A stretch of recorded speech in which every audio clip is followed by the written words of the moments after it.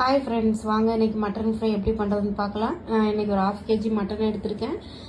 நல்ல மட்டனை நல்லா வாஷ் பண்ணிவிட்டு குக்கரில் வேக விட்டுடலாம். குக்கரில் வேக விடுறதுக்கு என்னென்ன இன்க்ரீடியன்ட்ஸ் தேவைன்னு பார்க்கலாம். ஒரு பெரிய சைஸ் ஆனியன், ஒரு டொமேட்டோ, 3 கிரீன் சில்லி, இஞ்சி பூண்டு பேஸ்ட்டு, கொத்தமல்லி, கருவேப்பிலை, ஒரு 5 கிராம்பு, ஒரு பட்டை.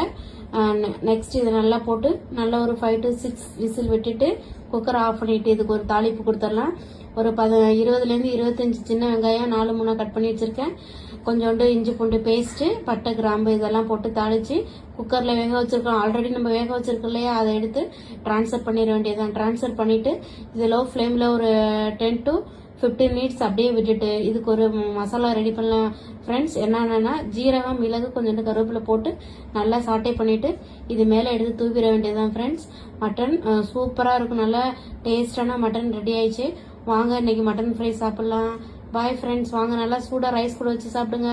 பாய் ஃப்ரெண்ட்ஸ், பாய்.